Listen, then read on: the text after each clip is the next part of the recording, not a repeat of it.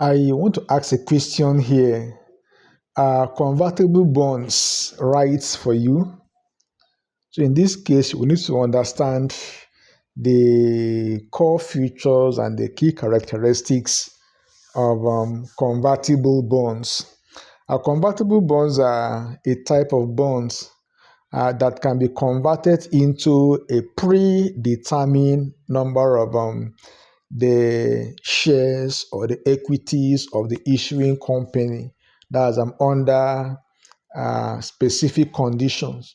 So here are key features or key characteristics of convertible bonds. Number one is conversion option. Conversion option.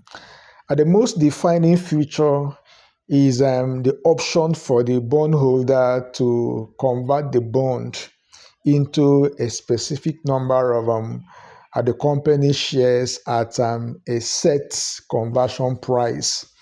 This provides an opportunity to benefit from the company's equity appreciation. In other words, after the conversion and the company shares appreciates, you stand to benefit as a result. Let's assume you make the conversion at $10 and the shares appreciate to $15. You get to have accumulate about a 50% returns on your investment.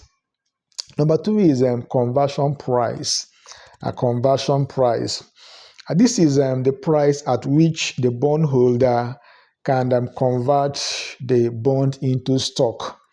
It is typically set higher than the current stock price when the bond is issued. So the conversion price is always lower than the current stock price the of the company as at the time when the bond was issued. In other words, if the stock price is, let's assume it is 8 naira, the bond could be offered at 6 naira or 7 naira or less than that. So that is all about the matter of conversion price. Number three is convertible ratio. Convertible ratio. The convertible ratio indicates how many shares a bondholder will receive for each bond. That is, how many shares of the stock of the company's stock is equivalent to a single share or a single unit of the bond. It is determined by dividing the bond's face value by the conversion price. The face value here is the amount the company will pay out, at maturity. So you divide that amount by by the stock price of the company. We divide the face value by the by the stock price, that will give you the conversion price. So the number four here is coupon rates. Coupon rates, and so convertible bonds typically offer lower coupon rates than non-convertible bonds, due to the added value of the conversion option. However, they still provides regular interest payment to bondholders. You should understand the fact that the the bonds, that is the coupon or the interest rate is relatively low, compared to other bond types. But we should not forget that this provision of a conversion rate, is something you must take into consideration. And number five is the maturity dates. And so convertible bonds have a maturity date like traditional bonds, after which they must be repaid if they are not converted into equity. Once the duration elapse. You know, the bondholder has the right to call back the bonds or to ask the unit holders to convert it into shares, into the company shares. The maturity time can range from a few years to several decades, ranging from few number of years to as much as 30, 20, or even 40 years, as the case may be. Number six is credit risk. Credit risk. The issuer's credit worthiness will impact the bond's value.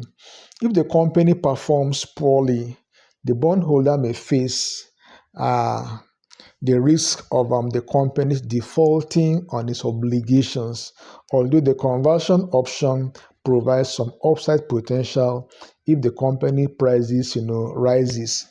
So it's like a double-edged sword kind of.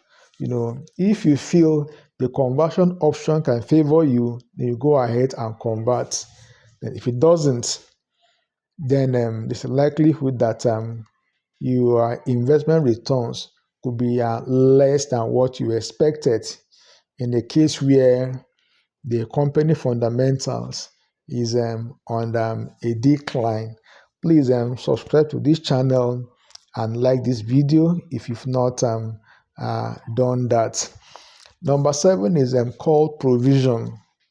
So convertible bonds come with a call provision which allows the issuers to redeem the bond before the maturity dates. Typically, when the company stock price has risen significantly, and this can limit the upside potential for bondholders. The matter is that if the company observes that the share price has increased, to a significant level, they may decide to call back their bonds. In other words, you could be asked they may redeem the bond from the bondholders. So there's that particular provision for redemption whenever the stock price is doing very well. So in other words, that the bondholders may not be able to obtain the kind of return they envisage to obtain, in the first instance. Number eight is yield to maturity. Yield to maturity.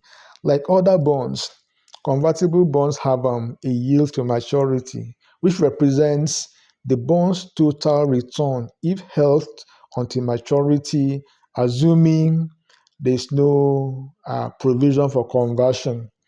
All right. So that gives you an idea of what you could get if you hold that particular bond to as long as it takes to mature. It is called the yield, the obtainable yield from when you buy it to when the bond eventually matures. Number nine is convertible bond arbitrage. Convertible bond arbitrage. Some sophisticated investors like hedge funds, engage in a convertible bond arbitrage, where they exploit the price difference between the bond and the underlying stock price of the company issuing the bond, and they tend to benefit from that price difference. Number 10 is downside protection. If the company stocks, if the stock price falls or doesn't rise, convertible bonds offer that downside protection in the form of regular interest payments, and of course the payment of the principal at maturity. The stock price is like stagnated, the stock price is not going very high as expected, then you as a bondholder, you can still get your regular coupon as well as your principal at maturity. So you don't really have you may not really stand to lose that much. So these features make convertible bonds attractive to investors seeking a balance between fixed income return as well as some equity-like potentials. That is, you could get the advantage of bonds, and you can equally, secure the advantages of typical equities. So, however, they also carry risk associated with bonds and equity investment. Any kind of risk you could associate with bonds, and you can as well associate with stocks or equities. Convertible bonds, you know, uh, possess all of them. So you must consider that before you talk about, whether or not to invest in convertible bonds.